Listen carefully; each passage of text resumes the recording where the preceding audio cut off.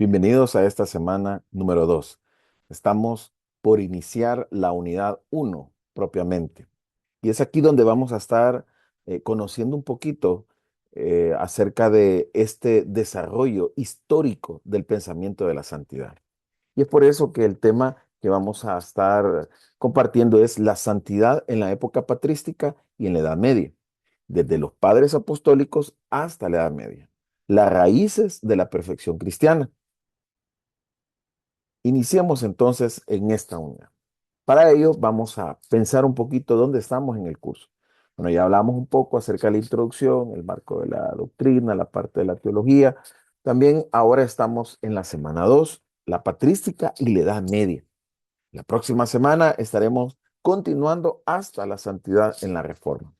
Pero antes de continuar, el concepto de la santidad tenemos que conocer no es estático. Su desarrollo histórico muestra que ha sido repensada y reelaborada en cada época de la iglesia. Greyhouse, que es el escritor del libro desde los apóstoles hasta Wesley, él dice que el espíritu de la santidad consumada nunca ha carecido de un testigo. Aún con distintos matices y terminología, la verdad de la santidad no se eclipsó en ninguna edad. Esto es teología histórica de santidad, que es lo que vemos. En esta semana rastrearemos esos testigos desde los apóstoles hasta la Edad Media. Continuaremos en la próxima semana y terminaremos la unidad, perdón, uno de los temas de la patrística a la Edad Media, a la reforma, perdón, de esta unidad uno. ¿Cuál es el objetivo? El objetivo de esta semana es analizar el desarrollo histórico de la comprensión cristiana de la santidad desde la época patrística hasta el siglo XVII, identificando los principales énfasis teológicos que contribuyeron a la posterior formulación wesleyana de la perfección cristiana en el amor que nosotros ahora conocemos.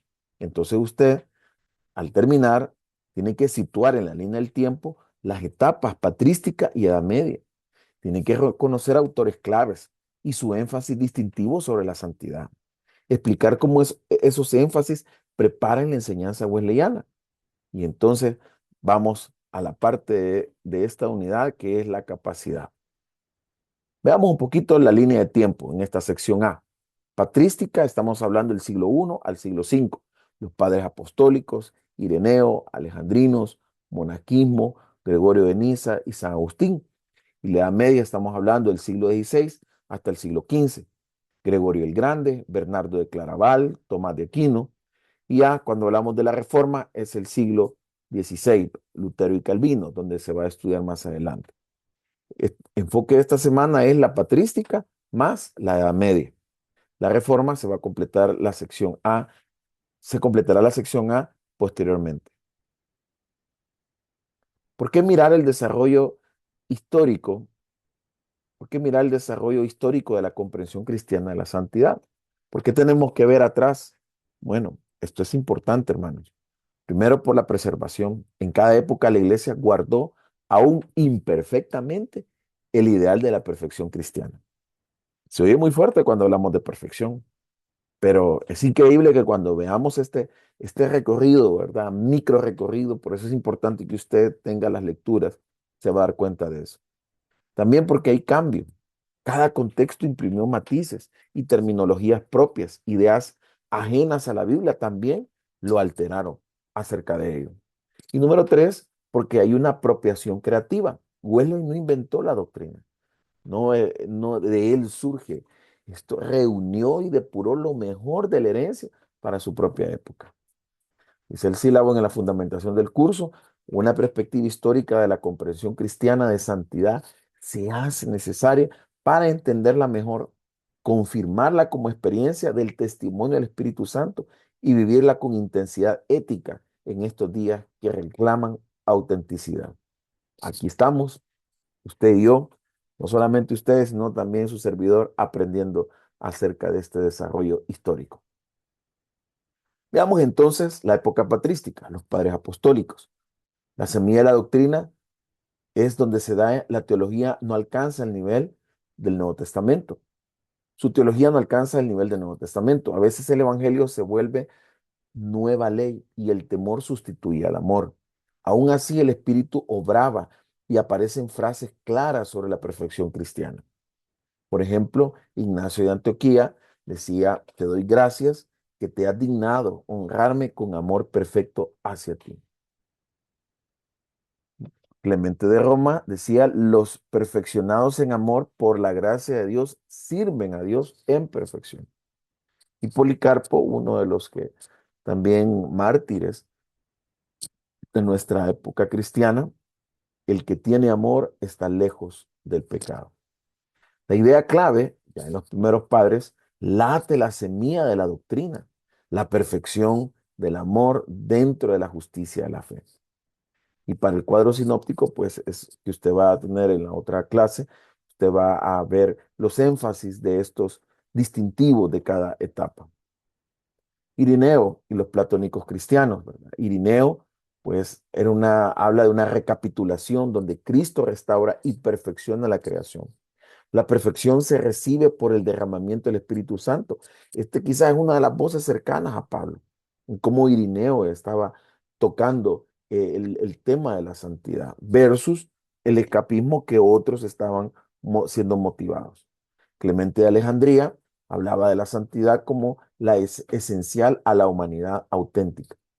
Y ahí es donde aparece también el gnosticismo cristiano. El conocimiento de Dios domina las pasiones y conduce a la virtud. La perfección es obra del verbo en el corazón. Ya Clemente estaba desarrollando estas ideas. Orígenes de Alejandría, que es uno de los discípulos de Clemente, él decía, la santificación como un fenómeno cósmico, ¿verdad? La fe salva, el conocimiento perfecciona, la gran erudición bíblica, pero con fuerte influjo platónico que hay que discernir. Ya estos tenían, por eso eran los platónicos cristianos, tenían mucha influencia en el pensamiento griego, ¿verdad? Que venía de la filosofía griega. Luego aparece lo que es la perfección monástica, en donde el esfuerzo más audaz por la perfección fue en estos siglos, estamos hablando del 3 y 4. ¿Qué es lo que pasa? El concepto de iglesia se mundanizó. Tras la conversión de Constantino, los creyentes serios buscaron recobrar la pureza perdida. El monaquismo fue, según R.N. Flew, el esfuerzo organizado más audaz para alcanzar la perfección cristiana. Bueno, pero ¿qué podríamos entender por la parte monástica? Pues aquellos que se apartaban, ¿verdad? Y se alejaban de todo el mundo para estar en sintonía con Dios. Antonio, Pacomio, Basilio y Benedicto oyeron el mismo llamado a la perfección. Basilio y Benedicto la socializaron en reglas comunitarias y misioneras. El ideal monástico, hermano, era que el alma a solas con Dios renuncie al mundo unida a la transformación del mundo. Lo mencionaba Tilius. Imagínense, aquel que estaba allá alejado de todo, ¿verdad? Y decía solo con Dios. También está Macario el egipcio, donde habla de la entera santificación en una modalidad ascética. Sus homilías empezaron a influir en la historia de la santidad. Para Macario, la encarnación es la base. El alma es templo de Dios y llega a ser hombre perfecto en Dios. Ya hablamos de perfección. La imagen del pintor, Cristo, el buen artista, pinta en quien lo contemplan la semejanza de su propia imagen celestial. Y un dato importante que Juan Wesley leyó y publicó a Macario. Empieza entonces a retomar algunos aspectos importantes, pero no así como Gregorio de Niza. Gregorio de Niza en el siglo IV mencionaba Cristo es el prototipo de la vida cristiana. Mire qué claridad, ya el pensamiento se viene desarrollando. El cristiano debe llegar a ser lo que su nombre implica, por imitación y adoración, decía Gregorio de Niza. La guerra civil interior entre virtud y pecado se resuelve cuando Cristo, nuestra paz, reconcilia los elementos en conflicto dentro de nosotros. ¿Les parece familiar este concepto? Hablando de crisis, antes de ser enteramente santificado, pues Gregorio de Niza estaba tocando esos temas, que Wesley lo retomó. Lo que Wesley leyó como Macario procede en realidad de la tradición de Gregorio de Niza, el más grande maestro oriental de la perfección. Ahora, San Agustín de Hipona, ¿verdad? En el siglo IV y V, de la modalidad latina, digámoslo así, decía, el sumo bien es Dios. Nuestras almas no reposan hasta reposar en Él. Hay una perfección relativa, comunión transformadora, que nos hace más semejantes a Cristo. Aquí vemos una tensión, una advertencia frente a Pelagio. Negó la impecabilidad en esta vida e identificó el pecado original en la concupiscencia, con la concupiscencia. Greyhouse ve aquí un influjo helenista que oscurece la enseñanza bíblica, que también viene a afectar. Ahora hay un legado, la visión agustiniana dominó todo el pensamiento medieval de la santidad. Y aquí, pues, es importante leerlo, investigarlo, ¿verdad? El tema de San Agustín de Hipona. Posteriormente, la enseñanza en occidental medieval, bajo la sombra de San Agustín, el occidente medieval tiende a separar la santificación para todos de la perfección para pocos. Entonces, aquí hay tres autores que marcan el camino. Gregorio el Grande, donde divide santificación y perfección, consolida la distinción entre la vida cristiana común y una perfección reservada a la vida contemplativa. Interesante esto, ¿verdad? ¿Cómo empieza a ver esta distinción? Bernardo de Claraval habla de una modalidad contemplativa, una devoción cálida a Jesús, como el cantar de los cantares, 4 grados de amor, pero teme que el amor perfecto sea casi inalcanzable en esta vida. Y claro, Tomás de Aquino, ¿verdad? La modalidad intelectual vuelve a unir la santificación y perfección, donde la habían querido separar, y la perfección consiste en el amor y puede alcanzarse en esta vida por la gracia, su plenitud en la visión beatífica. Qué interesante. Entonces, imagínense, estos conceptos cuando nosotros vamos empezando a leer, vamos investigando, nos damos cuenta de que Juan Wesley los ha retomado y ahora nosotros pues los estamos sosteniendo, ¿verdad? Pero ¿desde cuántos años atrás han venido estos? Ahora, para sintetizar, los hilos que anticipan a Wesley. ¿Qué de estas épocas prepara la perfección en el amor? Bueno, perfección es igual a amor perfecto. Desde los padres apostólicos hasta Aquino, el ideal se define como amor pleno a Dios y al prójimo, que es lo que encontramos en Mateo capítulo 22, también en Marcos, donde dice, aquí se resume toda la ley, amar al prójimo, amar a Dios y amar al prójimo como a uno mismo. Dos, el papel del Espíritu Santo. Ireneo y Basilio dijeron, la perfección es don del Espíritu, no es un mero esfuerzo humano. Es decir, si antes monasticismo, ¿verdad? Buscaba apartarse para, con su esfuerzo, decir, me aparto y me consagro y ahí estoy santo para Dios. Entonces, ya estos conceptos de Ireneo y Basilio demostraron de que no es un esfuerzo humano, es don del Espíritu Santo. Tres, Cristo es el modelo y prototipo. Macario ya lo sostenía, Gregorio de Niza y Bernardo, donde decía que la vida cristiana es contemplación e imitación de Cristo, que no hay vuelta a Dios, hermanos amados. Filipenses capítulo 2 tenemos el mejor modelo del pensamiento cristocéntrico.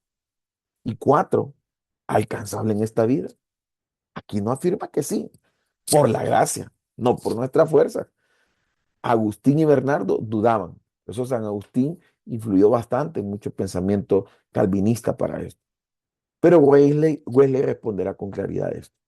Entonces, si observamos, hermano, Wesley no inventa, recoge de pura entera herencia en la doctrina de la perfección cristiana. Y cuando nosotros pensamos, podríamos pensar como los otros, perfecto solo Dios, claro, pero hablamos de una perfección cristiana.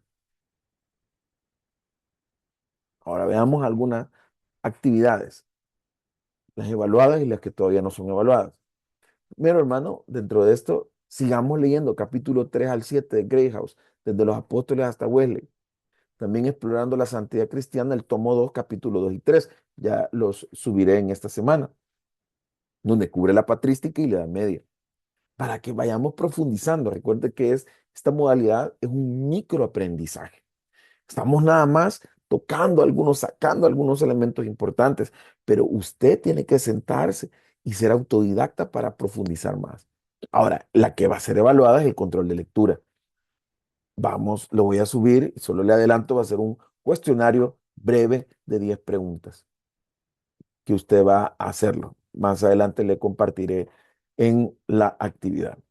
Y también vaya pensando, porque va a trabajar junto cuando veamos la otra semana todo este desarrollo histórico, entonces va a trabajar usted lo que son los conceptos, los autores que piensan acerca de la patrística hasta la reforma, de los pensamientos. Entonces, usted reúna, por eso es importante que sea parte de las lecturas que va a tomar y que usted pueda estar listo para lo que se pueda venir. Cerramos la semana 2 desde los apóstoles a la Edad Media. Hemos visto un mismo anhelo con muchos matices. El amor perfecto, la obra del Espíritu, la imitación de Cristo. Esa herencia prepara el camino que huele recogerá. La próxima semana el recorrido histórico de la sección es hacia la reforma y el camino que conduce al enfoque wesleyano. Pero dice Mateo 22, 37, 39, amarás al Señor tu Dios con todo tu corazón, con toda tu alma, con todas tus fuerzas y a tu prójimo como a ti mismo. Hermanos, ahí se cumple la ley. Y ese es el corazón de la perfección cristiana.